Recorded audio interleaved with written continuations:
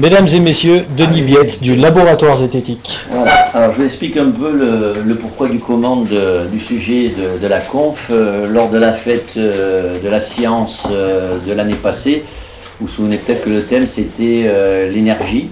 Et donc au niveau du labo, on s'est dit tiens, ça serait peut-être intéressant de faire une petite conférence sur les énergies paranormales, parce que vous avez dû remarquer que dans le monde du paranormal, il est question pas mal d'énergie.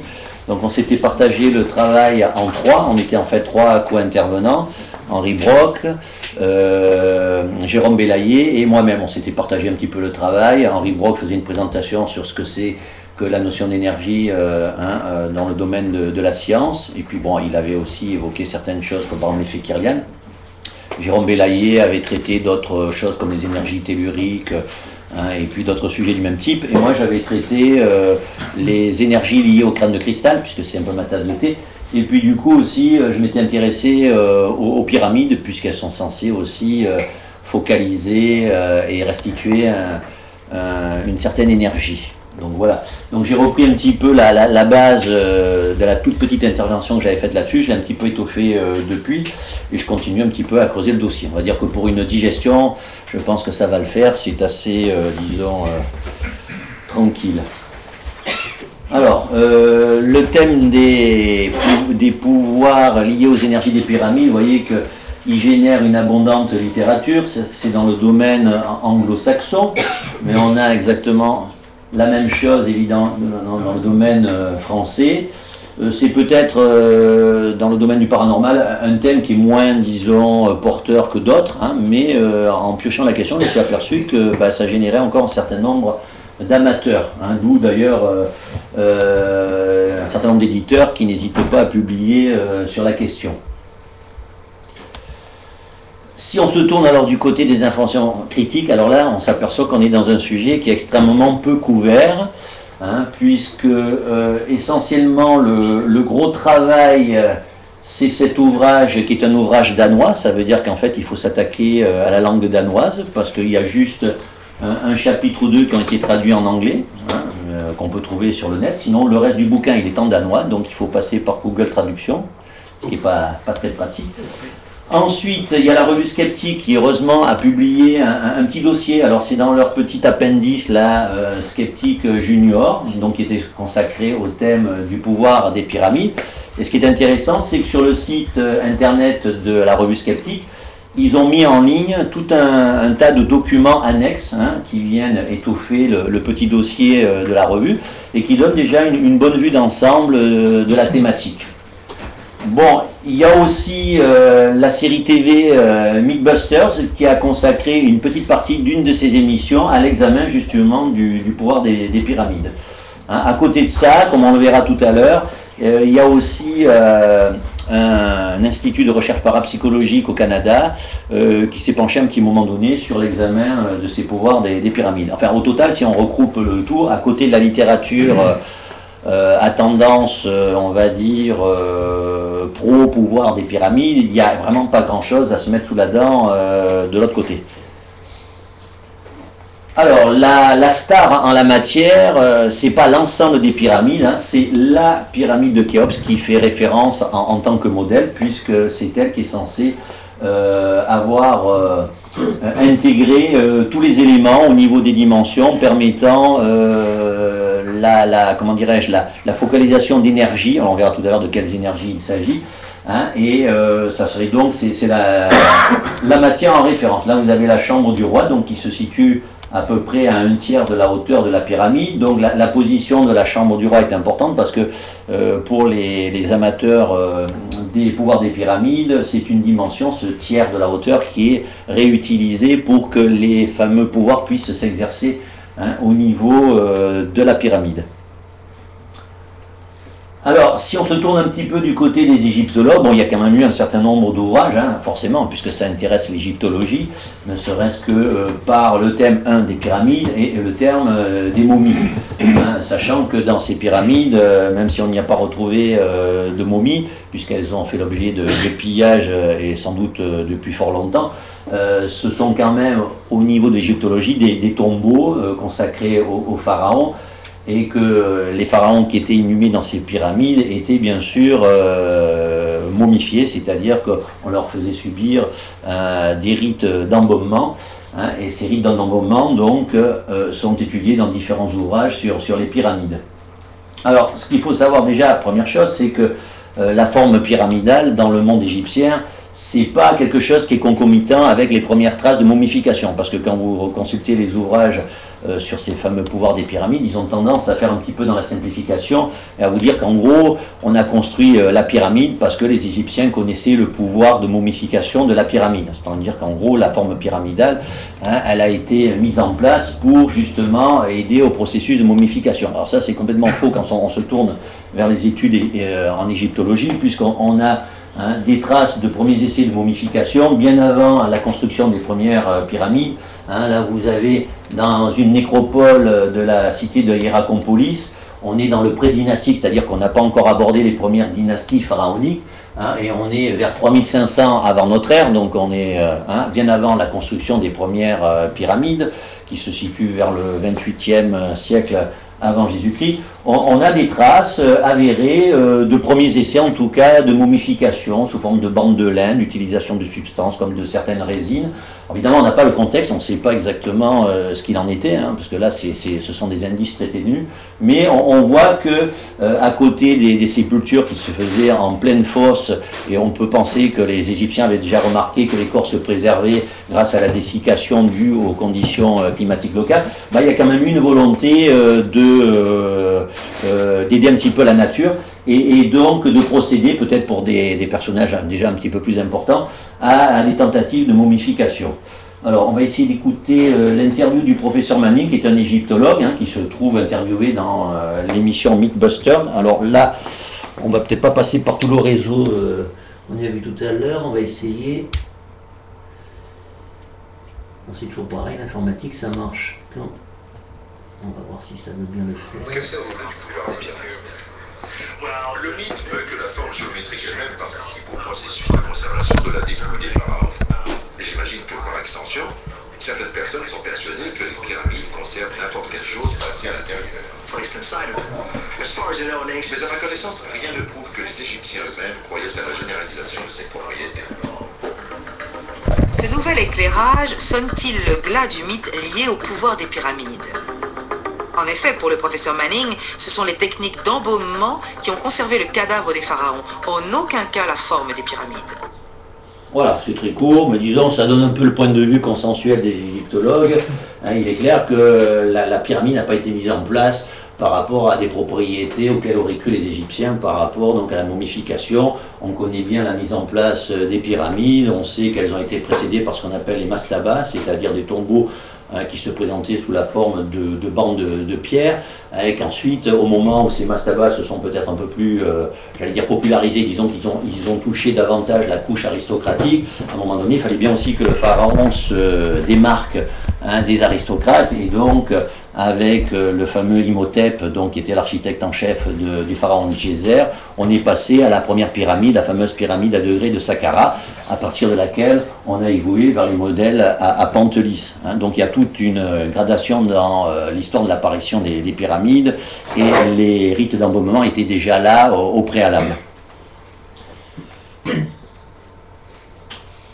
Alors, si on regarde un petit peu quels sont les pouvoirs revendiqués, à la base, initialement, il y en a essentiellement deux.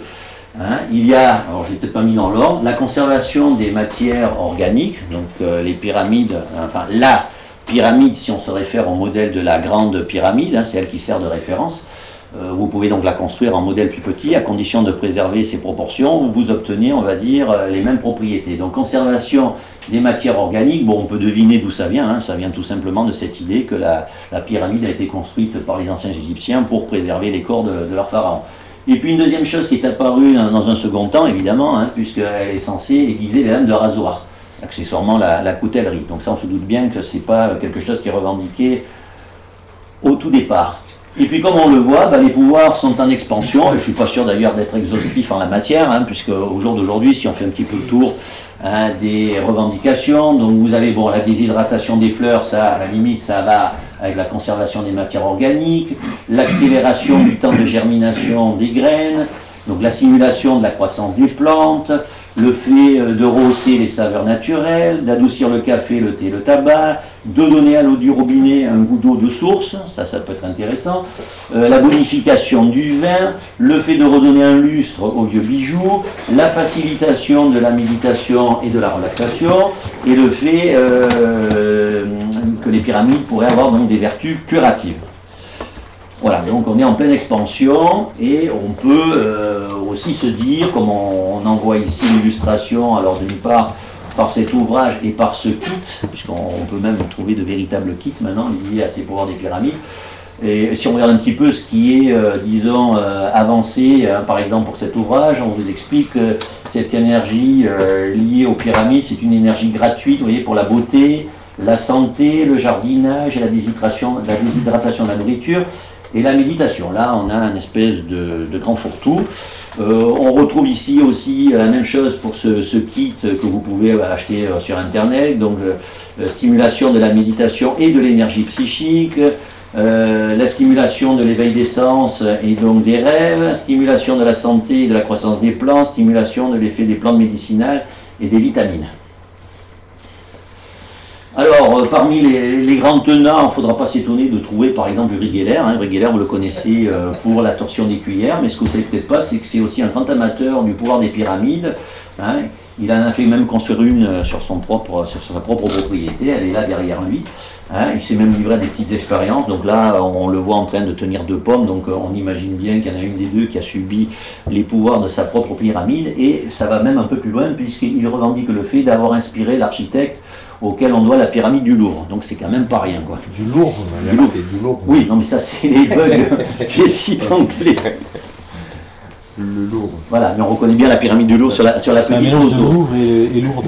Alors, ces pouvoirs de pyramide, malgré tout, enfin je veux dire, certaines personnes ont bien compris que ça pouvait avoir des retombées commerciales, et c'est assez étonnant de trouver par exemple un constructeur de maisons qui vous propose, vous voyez, une maison pyramidale, mais qui, sur son site, met bien en avant que cette forme pyramidale a des pouvoirs, parce qu'après tout, on pourrait aussi avoir des constructions exotiques, pourquoi pas, par rapport à une mode, on va dire, égyptomaniaque, mais là, pas du tout. La revendication, c'est bien qu'on va vous construire une maison pyramidale, mais cette maison pyramidale va vous offrir un certain nombre de pouvoirs. Alors voilà, par exemple, quelques éléments revendiqués. Vivre dans une maison pyramide harmonise le corps et l'âme.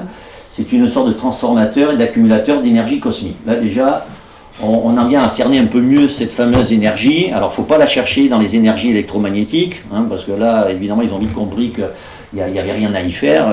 L'énergie électromagnétique, elle ne peut pas être, disons, focalisée par une quelconque forme. Et donc on est dans les énergies cosmiques, mais qui ne sont pas bien sûr définies. C'est un petit peu l'utilisation du mot énergie dans le domaine justement du paranormal, où il est employé à tort et à travers, sans qu'on sache forcément de quoi il s'agit. Et la chambre à coucher est aux médianes des... Alors ça je ne sais pas, c'est pas détaillé. Puis bon, il y a aussi le barrage de la langue, parce que comme vous le voyez, là c'est pas un constructeur de chez nous qui a eu l'idée d'avancer cette thématique. Mais on en trouve ailleurs. Alors bon, ça c'est un autre site. Donc vous voyez, il est dans une pyramide. Alors ce qui est intéressant, c'est la petite info là. En plus de 50 années d'expérimentation, aucune plainte n'a jamais été formulée à propos de la nocivité des pyramides. Ça, au moins déjà, vous savez que si vous basculez sur ce type de construction, vous êtes tranquille, ça ne vous fera pas de mal. Sauf peut-être au porte-monnaie, ça je ne sais pas quel est le coût par rapport à une maison classique. Mais en tout cas, il n'y a jamais eu aucune plainte par rapport à la nocivité des pyramides. Alors, on ajoute que cependant, il est important de savoir que la pyramide ne fera rien pour vous. Vous devez coopérer avec elle. Il est préférable de vous détendre complètement et de laisser le flux d'énergie libre, de ne pas affecter la circulation des idées. Voilà, donc on va dire que pour que le pouvoir marche, il faut quand même que vous soyez aussi coopératif en matière d'énergie, sinon ça peut ne pas fonctionner. Bon, de là à évoquer l'effet placebo, on verra que ça peut jouer dans certaines composantes. Voilà un autre exemple encore. Là, on est plutôt aux États-Unis. Donc, un autre entrepreneur qui lui aussi vous propose des constructions de forme pyramidale. Donc, et qui vous indique que la forme pyramidale n'est pas loin d'être la forme parfaite. Certains affirment même qu'elle a des pouvoirs particuliers de par sa forme même, possédant un champ d'énergie. Donc là, ce sont vraiment des constructeurs qui, sur leur site, mettent en avant ces fameux pouvoirs. Parce qu'après, vous pouvez trouver d'autres propositions, mais qui ne reprennent pas ce genre de thématique. Alors ça c'est assez étonnant, parce que je ne m'attendais pas à tomber là-dessus. Les pyramides, on vous les propose aussi pour vos animaux domestiques. Là vous avez même un petit tarif par exemple, là, pour cette armature avec quelques tiges métalliques pour votre chat, pour le bien-être de votre chat. Vous pouvez vous le procurer sur le net. Alors après vous avez des adaptations sous forme comme ça de... je ne peux pas appeler ça des niches, mais enfin vous voyez qu'apparemment ça plaît à certains minous. Et puis là vous avez aussi la mini pyramide, je ne sais pas si ça aide le chat à se concentrer ou quoi, mais enfin bon apparemment certains s'en servent pour leur propre chat. On peut passer au modèle supérieur pour les chiens, comme ici par exemple un amateur de pyramide qui a acheté un kit pour son chien, et là vous avez même le cas d'un vétérinaire qui utilise la forme pyramidale pour aider aux soins des animaux. Donc là, on est dans le domaine vétérinaire. Bon, je pense que c'est très, comment dirais-je, peu représentatif, mais enfin, bon, ça montre que la pyramide, on va la trouver chez quelques... Est-ce qu'il y a des contraintes sur le matériau qui est utilisé? Alors, au niveau du matériau, ce qui est fabuleux, c'est que vous pouvez utiliser, pour pouvoir restituer les pouvoirs des pyramides, vous pouvez avoir la pyramide pleine, c'est-à-dire donc avec les 5 pans pleins. Vous pouvez avoir l'armature et vous pouvez avoir au niveau du matériau aussi bien le bois, le carton ou le cuivre. Par contre, on vous déconseillera par exemple le fer. Voilà, donc il y a quelques petites contraintes. Donc c'est plutôt carton. C'est vrai qu'au niveau commercial, c'est plus facile à écouler. Vous avez le modèle en cuivre, parce que bon, on va vous expliquer que le cuivre est conducteur. Donc là, il y a aussi il y a des mélanges. Le cuivre est conducteur, donc ça va aider aussi à la conduction des énergies. Il y a tout un langage pseudo-scientifique qui vient aider un petit peu la chose. Cas unique, mais hélas non renseigné, c'est-à-dire que j'ai trouvé le document sur le net, mais j'ai pas trouvé quel était l'apiculteur qui pratiquait, parce que j'aurais bien aimé en savoir un petit peu plus. Mais apparemment, il y a un apiculteur, vous voyez, qui travaille avec la forme pyramidale, peut-être pour obtenir un miel particulier. Donc il doit y avoir quelque part dans le monde un miel estampillé, miel peut-être pyramidal ou quelque chose comme ça. Et puis après, on passe à la taille au-dessus. Ça, c'est en République tchèque. Ce monsieur est assez connu là-bas parce que bon, c'est un grand amateur justement de ces pouvoirs des pyramides. Ça, c'est chez lui, il a fait construire ça chez lui. Alors ce qui est assez curieux, c'est que lui, il a sorti un modèle un petit peu bizarre, parce que là, on n'est pas vraiment dans la forme pyramidale, on est dans le cône. Dans le cône, il appelle ça le cône pyramidal. Alors, il s'en sert et il lui attribue, on va dire, le même genre de propriétés, donc aussi bien pour transformer certaines eaux en eau, on va dire, minérale.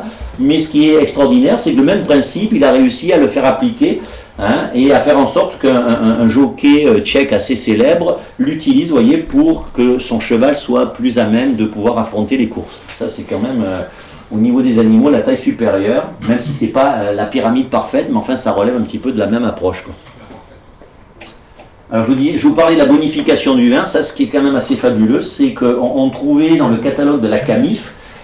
La CAMIF, au départ, c'est un catalogue de vente par correspondante qui était destiné au départ aux enseignants. Donc normalement, on s'adresse à un public qui pourrait s'avérer critique. Donc qui est d'octobre 1986. Et ça, c'est l'extrait de la publicité qui se trouvait dans le catalogue. Bon, ça n'y est pas resté très longtemps parce qu'Henri Brock s'est intéressé à l'affaire et donc ça a disparu du catalogue l'année d'après, suite à ses courriers. Mais enfin, on vous l'exposait de la façon suivante. On vous expliquait que cette pyramide-là qui vous était vendue, c'était la vedette du Salon des Vins 1986, donc voilà le descriptif, construite en bois, matériaux non magnétiques. C'est une réplique aux proportions de Khéops, il faut toujours se référer à la pyramide, donc modèle. Elle accélère donc le vieillissement naturel des vins, de garde encore jeune. On obtient une équivalence de vieillissement de 2 à 3 ans en 3 à 5 semaines selon le cru. En gros, vous pouvez vous acheter une petite bouteille de Magnard Village et avec ça, vous avez presque un grand cru au bout de quelques semaines. Et alors, histoire de faire dans l'argument d'autorité, on vous expliquait que ça avait été contrôlé par le laboratoire officiel d'œnologie de Bonn. Et c'était même, vous voyez, garanti 1 an. Qu'est-ce qui peut tomber en panne déjà? Voilà, alors bon, après enquête, il s'est avéré que le fameux laboratoire officiel d'œnologie de Bonn n'a jamais vraiment eu d'existence. À la suite de ça, la CAMIF avait fait marche arrière, a édité un courrier disant que pour des mesures, alors c'était un petit peu à effet dilatoire, ils retiraient la pyramide de leur catalogue. Mais enfin, elle a quand même tenu la... 690 francs, ah ouais, quand même, ils se régalent, les gars. Ah oui, c'est un marché qui peut être, on verra tout à l'heure. Si on va du côté des États-Unis, toujours dans la bonification du vin, les Américains voient beaucoup plus grand, parce que là, vous avez une pyramide qui n'est plus du tout un petit modèle comme celui que vous avez vu. C'est carrément une entreprise qui vous propose donc la vinification via la pyramide, avec le petit logo qui reprend bien la pyramide. Donc vous pouvez aller visiter, acheter du vin, là c'est déjà à plus grande échelle. Alors, on ne voit peut-être pas bien sur la photo, mais la pyramide permet d'y disposer bien sûr les fûts, et donc le fait d'avoir les fûts sous la pyramide, ça vous permet d'avoir un vin d'une qualité tout à fait différente. Mais ils sont en fait très pragmatiques parce que la même pyramide sert à d'autres choses. Vous pouvez avoir par exemple certains événements qui se font sous la pyramide, voire même, vous voyez, vous pouvez aller vous marier sous la forme pyramidale. Je ne sais pas si c'est censé préserver davantage les liens matrimoniaux. Et puis vous avez certaines cérémonies, là par exemple, on était un petit peu dans un événement un peu New Age, puisqu'on voit des références au gong tibétain, à des bols de cristal. Donc au-delà, on va dire, de l'entreprise vinicole, la pyramide sert à beaucoup de choses, et donc ils essaient de la rentabiliser au maximum. Là vous avez par exemple un concert healing, donc en rapport avec quelque chose qui a à voir avec le soin et la santé, un concert qui a été organisé sous la pyramide. Par un Français. Voilà. Serge Masson. Oui, bah après chacun utilise, il suffit je pense de payer les propriétaires, puis vous en faites ce que vous voulez de la pyramide, quoi. Alors, on vous propose aussi des pyramides pour vous aider, aider à la méditation. Alors, évidemment, l'idéal, c'est de vous arranger pour que votre tête soit à peu près au tiers de la hauteur dans la structure pyramidale, puisque je vous rappelle que la chambre du roi se trouve au tiers de la pyramide de Khéops. Donc, l'idée, c'est de respecter un certain nombre de proportions. Et donc vous avez tout un tas de sites qui vous proposent, c'est pas forcément donné, parce que là vous avez que l'armature, vous voyez que ça vous en coûte quand même 450 €. On vous fournit quand même la boussole parce que il faut bien sûr que les faces soient parfaitement orientées, comme dans le cas de la véritable pyramide. Et vous avez certains groupes de méditation. C'est pas du tout un jour de carnaval, là c'est à Singapour, vous avez des groupes de méditation qui utilisent la pyramide, alors sous deux formes, ça peut être soit des petites pyramides portatives comme ça, donc là les gens méditent en ayant chacun leur pyramide, ou alors vous avez des pyramides de plus grande taille qui sont accrochées sur les murs, et les gens peuvent aller se placer dessous pour, disons, parfaire leur méditation. On voulait refaire des t-shirts à l'Osel, je crois qu'on va changer de stratégie en fait. Moi je vote pour les chapeaux. Avec un bon logo devant, tu sais. Alors il y en a des illustrations un petit peu anecdotiques. Là par exemple c'est un jeune homme qui participe à des concours de jeux vidéo, et très sérieusement le port de la pyramide l'aide à se concentrer. C'est pas, c'est vraiment, il s'appelle Ferguson, et donc pour participer à ces jeux de concours vidéo, vous voyez que pendant un certain temps il porte sa petite pyramide portative. Et ça c'était pas commenté, mais apparemment dans un bar, on ne sait pas trop où, vous avez un personnage qui a l'air de bien croire au pouvoir des pyramides, puisqu'il est en train de travailler et il a sa petite pyramide lui aussi portative. Bon, c'est un petit peu anecdotique. Alors vous pouvez passer aussi à la relaxation chez vous, au-delà de la méditation. Alors là vous avez toute une gamme de produits qui vous sont offerts, moyennant monnaie sonnante et trébuchante. Ça peut aller du fauteuil de relaxation jusqu'au lit, alors avec des structures, vous voyez, soit la pyramide de taille moyenne qui coiffe le lit, soit carrément vous êtes à l'intérieur d'une structure pyramidale. Voilà, donc bon, ça, je pense que ça doit marcher, il y a certaines personnes qui se procurent ceci et qui doivent avoir ceci chez eux, quoi. On en arrive à un autre des pouvoirs revendiqués, c'est la capacité de se soigner par les pyramides. Alors là, on entre dans un domaine qui est déjà beaucoup moins, on va dire, amusant, parce que évidemment, vous imaginez bien que la personne qui adhère complètement à cette idée risque, comme dans d'autres types de thérapies alternatives, risque d'abandonner peut-être des thérapies qui pourraient être efficaces et utiles pour se tourner vers quelque chose qui me paraît quelque peu sujet à caution. Alors vous avez quelques personnalités qui se sont investies dans le domaine, et qui vous proposent donc des séances pour soigner. Vous avez même par exemple ce fameux docteur Salinas qui a pondu donc plusieurs ouvrages, y compris traduits en français, sur la thérapie pyramidale. Et là, cette photo vous évoque un peu le genre d'utilisation de ces structures avec des personnes qui font des sortes de passes magnétiques. Là, c'était pas commenté, mais on utilise la forme pyramidale à vocation donc de soins. Ça évoque un petit peu le truc qu'on a eu pour le vétérinaire, mais là c'est plus pour nos animaux de compagnie, c'est pour les humains. Alors, dans l'histoire des pouvoirs des pyramides, un des auteurs incontournables, c'est ce Karl Drebal, c'est un Tchèque. Alors, en fait, il n'y a quasiment pas de photo de lui. La seule photo que j'ai pu trouver, c'est cette photo. Il faisait partie d'un groupe de recherche parapsychologique en République tchèque au tournant, on va dire, de la Seconde Guerre mondiale, et on le voit là sur la droite. Donc comme on le voit, il a collaboré à des ouvrages ayant pour thème la parapsychologie, plus précisément la télépathie ou la télékinésie. On le voit, ensuite certains des ouvrages ont été réédités, comme on peut le voir.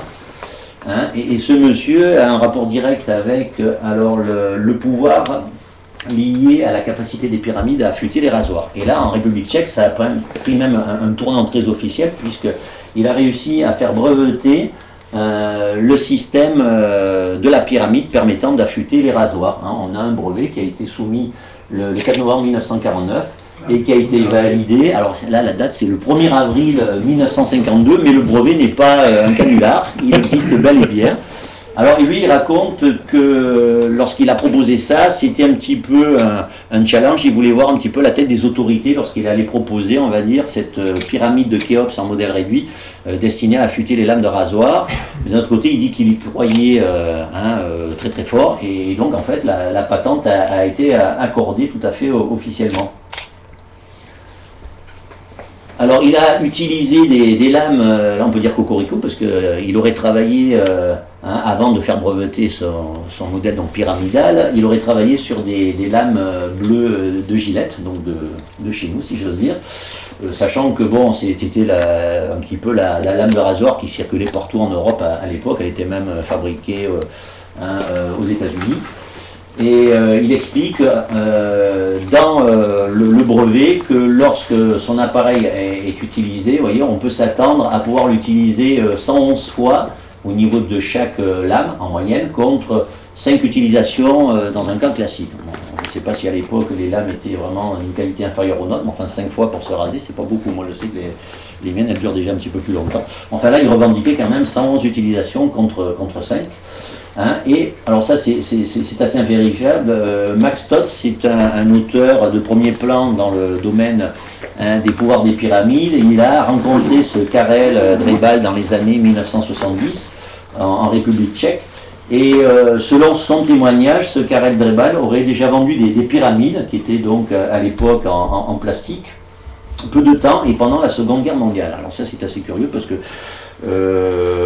moi je n'ai pas d'éléments écrits dans la patente qui expliquent qu'il y avait déjà eu un commerce préalable.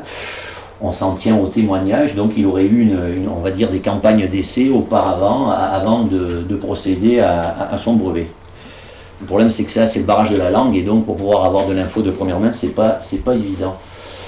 Alors ce qu'on découvre en fouillant un petit peu la chose, c'est qu'en fait cette histoire d'affûter des lames de rasoir, c'est pas nouveau, et surtout ça se proposait bien avant Karel Drebal, mais sans la pyramide. Parce que si vous prenez par exemple certains journaux des années 30, donc 1933, 1934, on s'aperçoit par exemple qu'un certain Gilbert Coleridge lui proposait déjà d'affûter des lames de rasoir, mais en utilisant tout simplement le magnétisme terrestre, en orientant la lame de rasoir dans le sens, on va dire, du pôle magnétique. Il précisait qu'il obtenait justement une préservation, on va dire, de la qualité des lames, mais sans utiliser aucune pyramide. Donc c'est pas nouveau du tout. Et voilà un petit peu ce qu'il revendiquait. Il s'agit d'expériences qu'il dit avoir débuté en 1931. Et vous voyez que une seule lame pouvait à ce moment-là durer... une lame qui normalement pouvait durer donc entre 1 mois et 6 semaines, il vous dit que grâce à son système d'orientation par rapport donc au pôle magnétique, ça pouvait, disons, elle pouvait durer beaucoup plus longtemps. L'article est paru dans le London Times. Alors bon, par contre, au niveau des effectifs, vous voyez qu'il a mené ses expériences sur simplement 11 lames. Là, ça devient intéressant parce que les lames qui ont été soumises à l'influence magnétique, alors lors d'expériences faites au mois de septembre, il a pu les réutiliser entre 112 et 166 fois. Mais vous voyez qu'il y a un autre problème, c'est qu'au mois d'août, en utilisant des lames soumises aux mêmes influences, là on se retrouve avec 31 à 33 utilisations. Ce qui fait que rapporté à ce qu'il racontait un petit peu au-dessus, on s'aperçoit qu'elles ne font pas mieux que des lames utilisées d'une façon classique. Donc on sent que là déjà, même sans la pyramide, il y avait déjà un petit problème par rapport à cette revendication. Mais bon, il n'empêche qu'encore aujourd'hui, ça sont des photos tout à fait actuelles, vous avez des gens qui continuent à penser qu'ils peuvent, disons, préserver le tranchant de leur lame de rasoir en utilisant le principe de Carrel-Drebal, à savoir, bon, orienter sa lame de rasoir, hein, c'est pour ça que vous avez besoin d'une boussole, hein, et de façon à obtenir une lame qui va vous durer beaucoup plus longtemps. Donc, moi j'ai même découvert que mon voisin, lui, avait essayé ça il y a quelques années, et il était assez convaincu que ça fonctionnait. Alors, si on remonte un peu l'histoire des pyramides, en fait, toute la littérature sur les pouvoirs des pyramides nous renvoie via Carrel-Drebal à ce Justin-Antoine Alfred Bovis, hein, qui est né à Nice. Donc on pourrait dire que les pouvoirs des pyramides, c'est quelque chose qui est natif de la région niçoise. Voilà un petit peu la façon dont on le présente suivant les sites. Hein, alors on vous le présente comme étant un quincaillier français ayant consacré ses loisirs à la radiesthésie, on le présente parfois comme un testeur de vin, un scientifique français, un physicien ou un ingénieur. Hein. On sait que bon, il est à l'origine de ces biomètres qui permettent de mesurer, on va dire, l'énergie vitale, hein, suivant l'utilisation du pendule.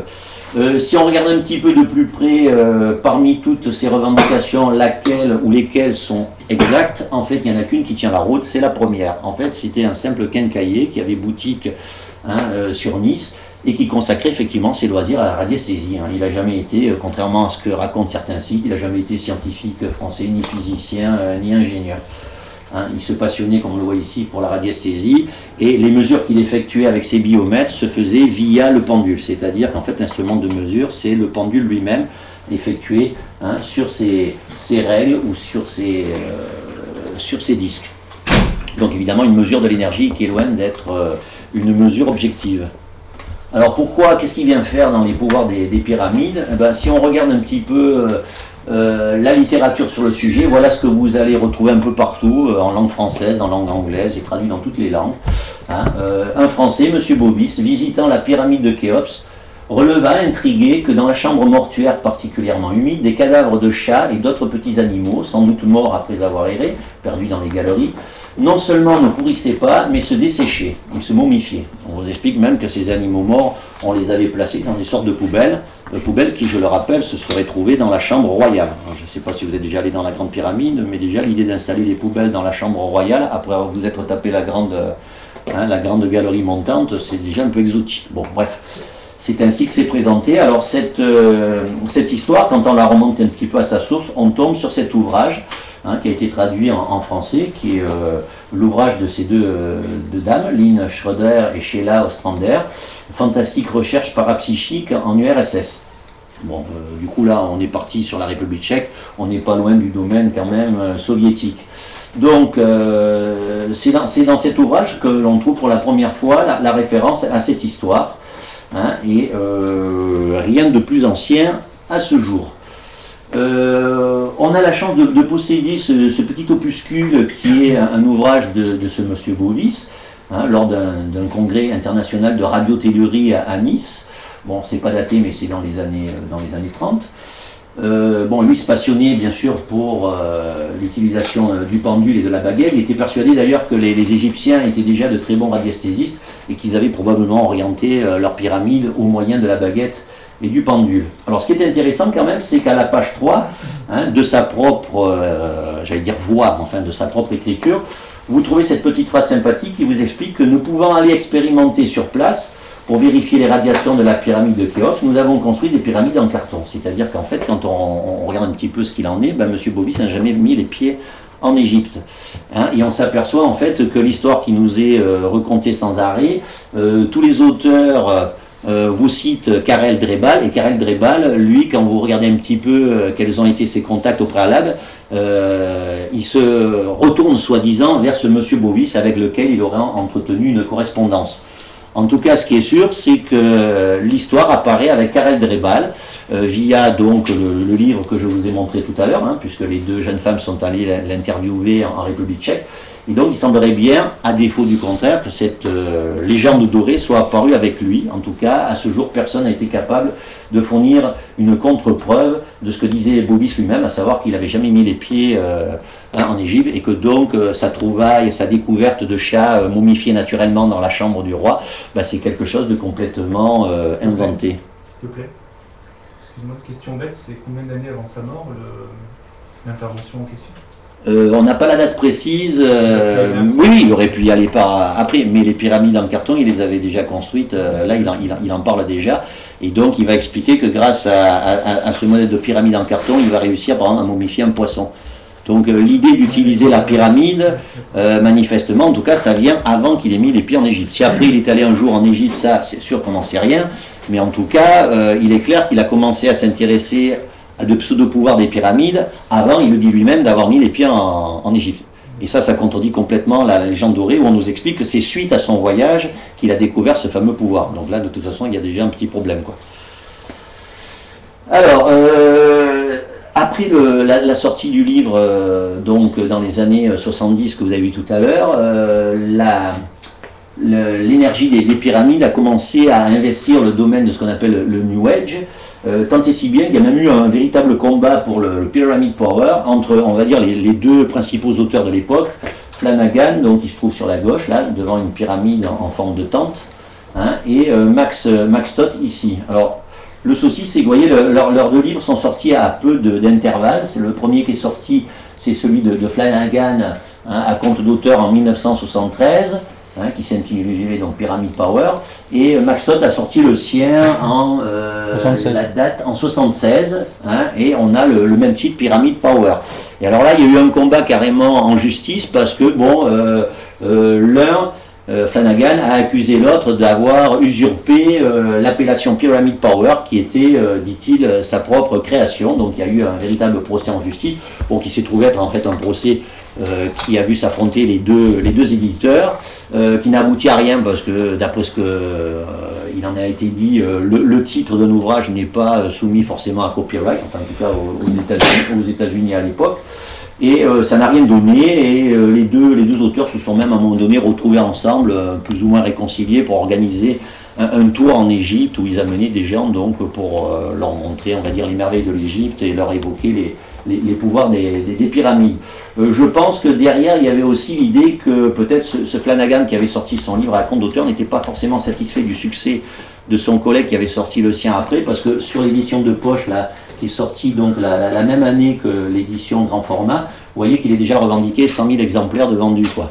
Hein, et dans une interview, Max Stott explique que toutes éditions confondues, puisque son ouvrage a été traduit en diverses langues, et il avait dû atteindre à peu près le 1 million d'exemplaires vendus. Donc c'est sûr que ça a pu créer un certain nombre de jalousies. Donc pour vous dire que la pyramide a bien investi la culture New Age, hein, on n'a pas énormément de petits prospectus comme ça, mais là par exemple c'est clairement indiqué que cette première réplique de la pyramide de Khéops, vous voyez, c'est vraiment un produit véritablement New Age. Là, c'est vraiment revendiqué complètement. De nouveau ici, un symbole de votre croyance dans les énergies du New Age. Voilà. Alors il y en a d'autres, le problème c'est que ça n'a pas toujours été conservé. Ou comme ici, une publicité qui vous invite à devenir un super être, un être supérieur, et qui met bien en avant la forme pyramidale dans une espèce de fatras, de revendication, alors là qui dépasse largement simplement le cadre des pyramides, mais on y retrouve bien sûr, parce qu'elle est à la mode, la forme pyramidale et ses pouvoirs. Puis bon, ça a même investi le domaine de la musique, parce que par exemple, l'album des Pink Floyd, si on en croit Max Stott, à l'intérieur, quand on ouvrait la première édition, il y avait une espèce de poster avec plusieurs photos, et sur une des photos, il paraît, mais ça moi j'ai pas retrouvé la photo, qu'on voyait un salon, et sur une table du salon, on voyait quelque part son livre. Donc un petit clin d'œil au livre de Max Stott à propos du pouvoir des pyramides. C'est plus avéré directement pour, par exemple, le disque de Alan Parsons Project, hein, où là, la référence est beaucoup plus avérée et directe.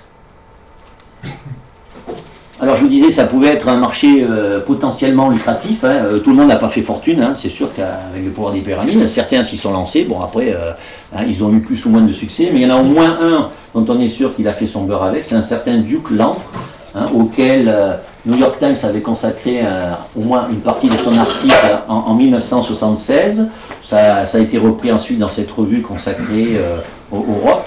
Hein, et on y trouvait cette intéressante information. Au 31 décembre 1975, donc la société de ce Duke Lanfre, qui s'appelait Pyramid Products, avait vendu 238 000 Khéops Pyramid Tents. Alors, je n'ai pas de photo de l'époque, mais en gros, une Khéops Pyramid Tent, ça pouvait ressembler à ceci. Vous voyez, bon, c'était destiné essentiellement à la méditation. Si par exemple l'acteur James Coburn en avait acheté une et qu'il avait l'habitude de méditer dessous, avec le prix pour le modèle standard et le modèle de luxe.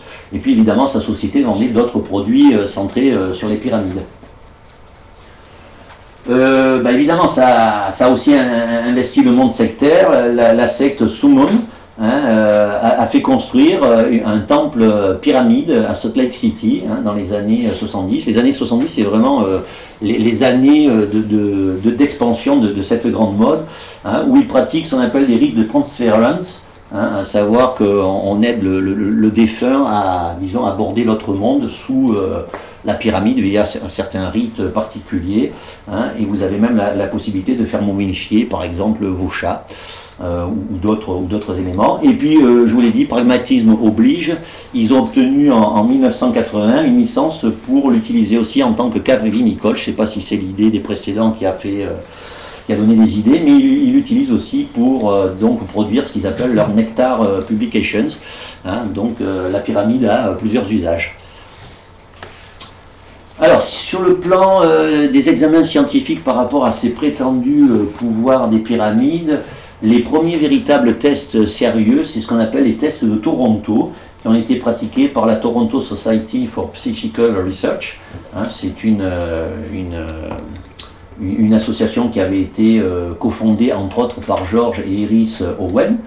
Il y a un gros chapitre dans cet ouvrage de Martin Ebom, qui est consacré d'ailleurs au pouvoir des pyramides, et que l'on doit à Iris Owen, et qui traite justement de ces fameux tests de Toronto. Alors c'est Iris Owen donc, qui a publié ce travail qu'on peut trouver dans cet ouvrage. Ça c'est juste pour l'anecdote. Elle a fait partie d'un petit comité d'études. Alors l'idée est assez géniale. Ils avaient inventé en fait un fantôme imaginaire en 1973. Hein, ils avaient baptisé Philippe, auquel ils avaient attribué une identité historique au XVIe siècle, mais complètement inventée.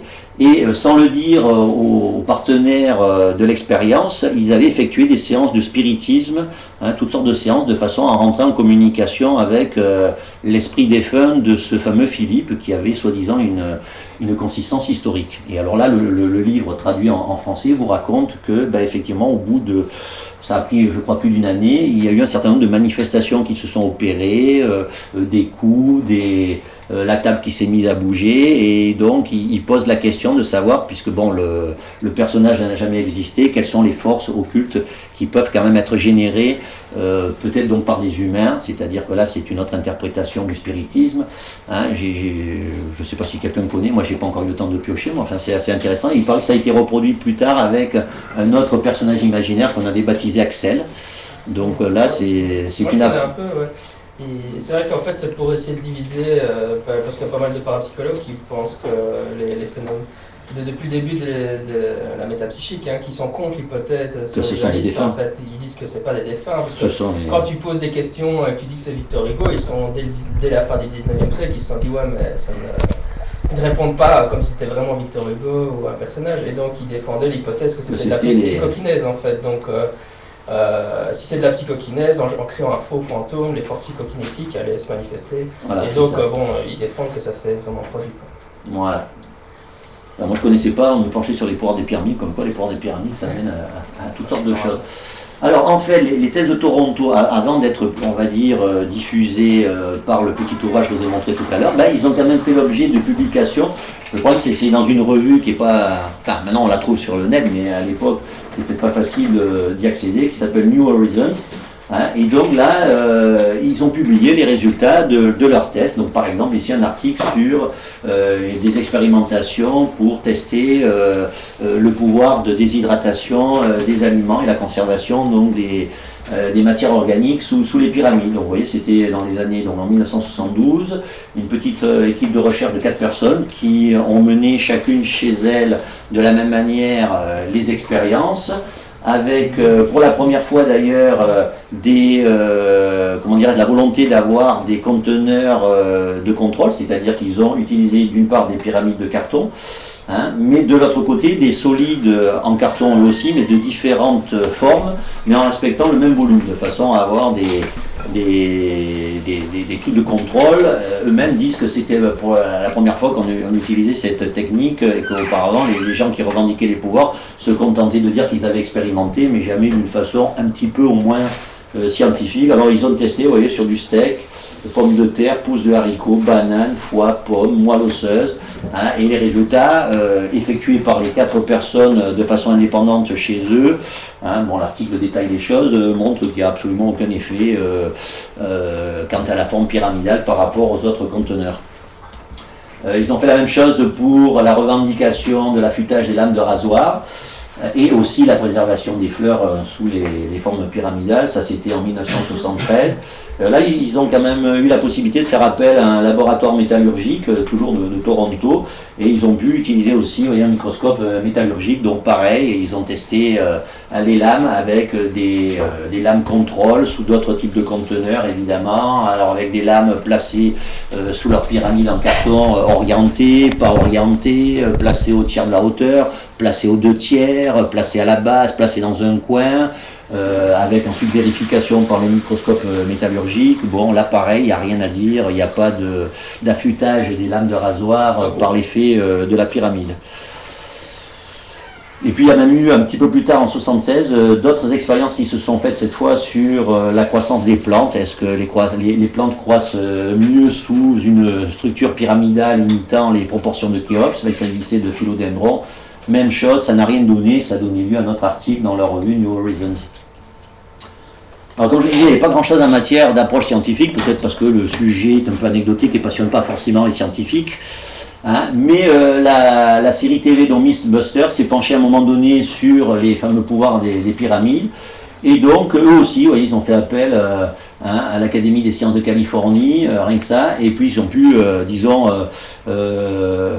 procéder aux expériences sur les lames de rasoir en utilisant aussi un microscope électronique avec pareil des lames témoins en dehors des pyramides ou sous d'autres types de conteneurs, et puis bien sûr des lames placées sous des structures pyramidales. Alors là elles étaient ouvertes, hein, en respectant bien sûr l'orientation et la mise en place au tiers de la hauteur. Ça n'a rien donné, c'est-à-dire qu'il n'y a pas d'éléments probants qui permettent de dire qu'il y a une lame qui va être plus affûtée que l'autre. Donc ça confirme bien les tests de Toronto. Ils ont testé aussi la conservation du lait et des fruits, choses qui sont d'ailleurs revendiquées dans le commerce. Hein. Là par exemple on vous propose une structure pyramidale, vous voyez, à vocation de préservation de vos fruits, moyennant 50 $, avec un petit système ici vous permettant bien sûr d'orienter la structure, sinon ça ne marche pas. Là vous avez un fruit pyramide qui vous est vendu, là c'est un peu plus cher, à 88,80 $, de façon à préserver là aussi vos aliments. Et puis on trouve aussi un article, alors celui-là j'ai pas réussi à mettre la main dessus pour l'instant, où apparemment quelqu'un, alors provenant, vous voyez, département des sciences yogiques, alors je ne sais pas où c'est, ça paraît exotique, mais qui se serait penché sur l'énergie des pyramides et leur effet sur la préservation du lait. En tout cas, il y a quelques marques de lait, je ne sais pas si c'est une coïncidence, qui ont repris la forme pyramidale, mais enfin ça c'est peut-être pas directement lié au pouvoir des pyramides. Voilà le site sur lequel vous trouvez la fameuse référence de l'article. On ne peut pas vraiment dire que ce soit une revue scientifique à comité de lecture. Alors, Mythbuster a aussi testé la conservation du lait avec du lait placé sous la pyramide et puis un lait témoin. On voit pas très bien, mais au bout de, je ne sais pas si, voilà, au bout de 15 jours, le verdict c'est qu'ils se sont retrouvés avec des asticots un peu partout, c'est-à-dire que pour le coup là, il n'y a pas non plus de grande différence de l'une à l'autre. Là vous avez la mise en place du protocole. Ils ont testé aussi la conservation des fruits, là vous avez l'évocation de l'expérimentation avec la pomme qui est placée au tiers de la hauteur de la structure pyramidale et puis des pommes placées en milieu ouvert aussi à l'extérieur. Alors vous avez la pomme témoin à gauche, donc ici en gros plan, et la pomme placée sous la pyramide. Donc ça c'est l'état après 15 jours. Et qu'est-ce que vous constatez? Que ça a l'air de marcher, parce que la pomme qui était placée sous la pyramide, elle a l'air d'être dans un état bien meilleur que celle qui était placée en dehors.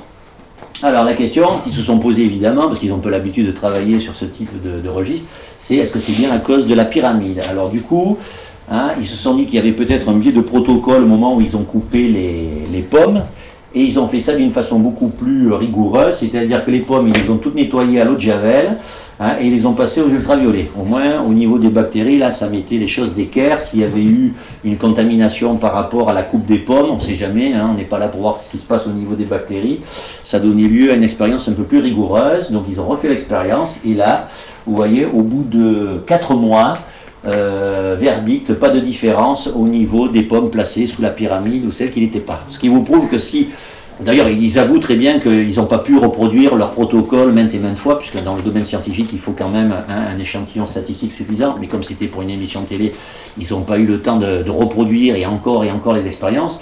Donc ils avouent que là sur le plan de l'effectif c'était un peu léger, mais si ça en était tenu par exemple au premier résultat, on aurait entendu peut-être crier victoire, alors qu'on voit bien que sur ce type d'expérimentation avec des fruits, des matières organiques, c'est très délicat d'être sûr qu'on part avec des échantillons comparables, parce qu'il peut y avoir des choses qui sont déjà biaisées à la base, quoi.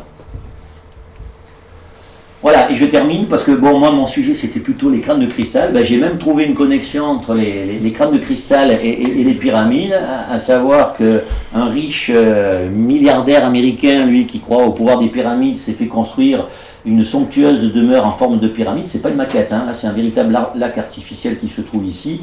Il y a une passerelle qui mène à sa demeure, et c'est quelque chose construit en grand avec d'ailleurs les parois qui sont recouvertes à l'or fin. Donc là il a dû y mettre un certain prix, et là aussi donc sous cette pyramide il y a différentes choses qui s'y passent, et à un moment donné on y a même exposé le fameux crâne de cristal de Mitchell et Gies. Donc c'est juste un petit clin d'œil où moi ça me permettait lors de la conférence, lors de la fête de la science, d'enchaîner depuis les fameuses énergies attribuées aux pyramides à celles que l'on évoque à propos des crânes de cristal. La pyramide donc étant censée focaliser les énergies positives à l'intérieur et repoussant les énergies négatives à l'extérieur. Voilà, je vous remercie. J'espère que pour la question.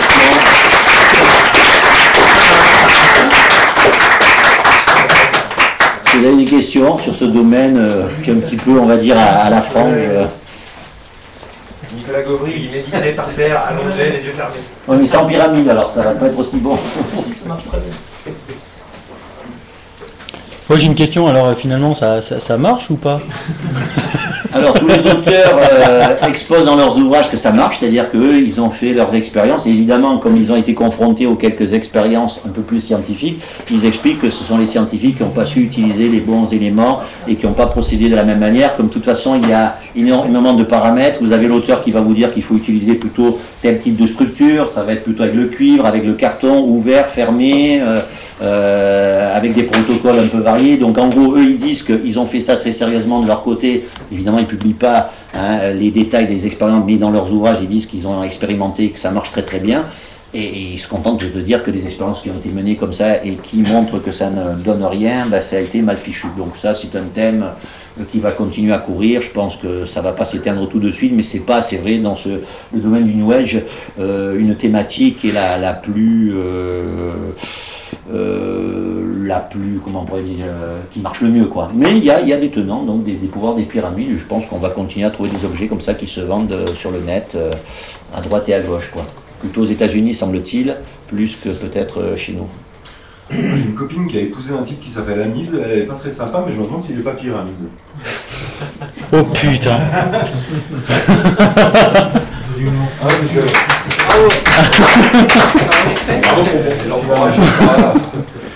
Donc c'était lui, hein. Est-ce qu'on pourrait avoir l'avis du grand Miam sur le pouvoir des pyramides? Ah, je vais demander l'avis d'Aurélien. Il y a une question à poser. Le grand Miam a vu des biais à la fois sur les pouvoirs des pyramides et sur Mythbuster. On a l'impression qu'il y a une sorte de bistandard qui est assez grand. Si la pomme elle est plus belle à l'intérieur qu'à l'extérieur, c'est que ça vient du pouvoir des pyramides. Mais c'est sûr Si elle est plus belle à l'extérieur, ça veut dire que c'est pas la bonne structure et que ou alors c'est le matériau qui était pas bon qu'il faut en faire. Et Mythbuster fait exactement la même chose. Là apparemment, elle est plus belle à l'intérieur. Donc c'est parce qu'on ne les a pas lavés à la eau Javel. Et on recommence jusqu'à ce qu'on ait le résultat qu'on attend. Les deux sont exactement pareils. Et si la deuxième fois, on voit que les deux pommes sont exactement pareilles, on dit cette fois, on a réussi à... Dans une interview, ils expliquent qu'ils étaient très gênés par le premier résultat, parce que bon, comme ils avaient pratiqué une seule fois, ça les gênait un petit peu quand même de diffuser une info. Je crois que les pros pouvoirs des pyramides ont exactement la même gêne. Alors, si voilà. Un résultat qui ne correspond pas à leur truc, ils donc sont là, très gênés et ils disent il faudrait qu'une équipe trouve assez motivante de se pencher là-dessus et de faire des expériences sur un effectif raisonnable. Après, je ne sais pas qui a envie de...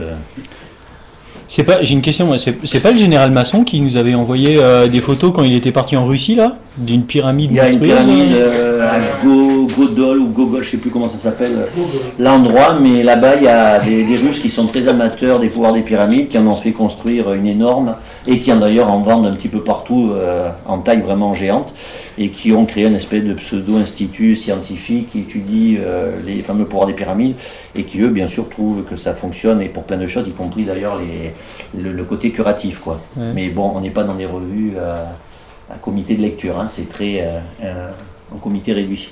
Le fait que les pyramides empêchent les chairs de vieillir et permettent au vin de vieillir, ça choque personne en fait? Il y a plein de choses comme ça qui paraissent. Par exemple, comment une pyramide peut-elle savoir qu'elle doit par exemple s'en prendre à des bactéries et par contre préserver d'autres choses organiques? Il y a plein de petites... mais c'est le taux vibratoire, ça. Voilà, sans doute. Parce que bon, je veux dire, la pyramide, à moins d'avoir sa propre intelligence, comment peut-elle savoir qu'elle doit détruire les bactéries et préserver d'autres structures organiques? Bon, il y a plein de choses comme ça, effectivement, très basiques, qui semblent montrer que ça ne peut pas aller loin. Ou pareil pour les lames de rasoir, comment elle peut savoir si elle doit enlever, retrancher du matériau, enfin là, il y a... Mais ça ne gêne pas tellement les gens qui publient, eux, comme souvent dans ce domaine-là, ils s'en tiennent à « j'ai essayé, ça marche ». Point barre, quoi, ça ne va pas plus loin, quoi. Moi, il y a au boulot, là où je suis, là, on a souvent à la cantine à midi, on prend des fruits, tu sais, puis on les laisse traîner sur nos bureaux, on les mange pas tout de suite et tout. Et du coup, il y en a certains qu'on retrouve des fois 15 jours après ou un mois après, et puis en fait, ils pourrissent pas du tout. Non, il y a même certains steaks. Mais le truc marrant, c'est qu'on en a fait un sport, du coup, donc on stocke on met des collections de fruits comme ça qu'on pose sur les moniteurs ou les étagères et tout dans nos bureaux là. Et on fait des collections de bananes, d'oranges et de clémentines qui sont séchées. Mais quand elles sont séchées, elles deviennent toutes petites, super légères, extrêmement dures. Mais on n'en a jamais fait pourrir une, quoi. Elles sont tout le temps... Là, tu mets l'accent sur un point qui est important, c'est que bon, ceux qui revendiquent avoir essayé et qui disent que ça marche, en fait, ils n'ont jamais pensé à faire ce que tu dis, c'est-à-dire à en laisser de côté. Et souvent, on les met sous la pyramide, et on voit ce que tu constates quand tu mets ça hors de la pyramide, quoi. Mais donc là, il y a des approches qui sont loin des expériences, on va dire, rigoureuses qui seraient nécessaires. J'ai l'impression que si on a un critère qui est très objectif sur ça a marché ou ça n'a pas marché, c'est trop clair pour les tenants de pouvoir des pyramides. Par contre, sur la lame de rasoir, j'ai l'impression qu'elle me rase mieux. C'est justement suffisamment subjectif. Tout à fait, aussi difficile à voir que ça me paraît normal que ce soit justement les genres d'arguments qui avancent. Bon, par exemple, j'ai l'impression que j'ai pu me raser 4 fois au lieu de 3, ça va pas l'air d'être jamais personne n'a eu l'idée par exemple de mélanger des lames pour voir si la personne apprécie vraiment que la lame est plus affûtée que d'autres en ne sachant pas si ça vient. Si c'est pas en aveugle, c'est évident voilà. que ça l'arrache. Oui, non, bien sûr. Tout à fait. Mais ça n'a jamais été fait de pratiquer en double aveugle, c'est-à-dire on ne sait pas d'où vient la lame, est-ce qu'elle vient de sous une Et ça pyramide n'a ou pas pas. été fait, je suppose, pas par malveillance, c'est juste parce que. Non, non, mais je crois qu'ils n'ont pas envie d'investir dedans même. D'un autre côté, je crois que c'est bon. Non, mais même les tonnes, on pourrait essayer. Oui, oui. Non, mais là, il n'y a pas de. C'est un truc en aveugle juste pour vérifier. Non, il n'y a pas. J'ai même une anecdote qui est encore plus savoureuse, c'est celui qui testait. Enfin, il y en a un qui testait ça donc sur la croissance des plantes et qui raconte, mais sans voir qu'il a un petit souci au niveau expérimental, qu'en fait il plante ses graines et au moment où les premières pousses sortent, il met la pyramide dessus. Et après il explique que la pyramide aide à la croissance des plantes alors qu'il vient de couvrir les premières pousses qui apparaissent et qui sont plus peut-être que d'autres. Et pour lui ça marche, quoi. Donc je crois qu'il y a vraiment l'ignorance complète de ce que ça peut être une approche un peu rigoureuse, quoi. Voilà, bon, c'était un peu anecdotique, hein, c'est parce que bon, on avait travaillé sur les énergies entre guillemets paranormales, mais bon, on n'est pas dans le même champ que la théorie du complot ou autre chose là. Et pour les lames de rasoir, on connaît quelqu'un qui les stocke pendant 6 mois et sans la pyramide et qui dit que ça marche beaucoup mieux après les 6 mois.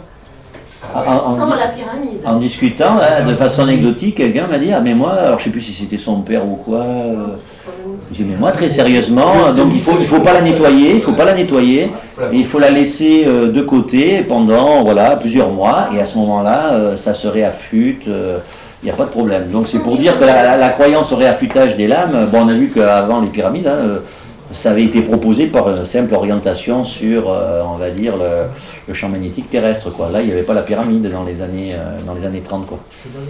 Donc, elle soit venue coiffer le tout, bon, après tout, pourquoi pas, quoi. Il y avait déjà... Eh ben, en plus d'être extrêmement clair, Denis, tu as tenu exactement 1 heure avec les commentaires et les questions. Tu es parfait, comme d'habitude.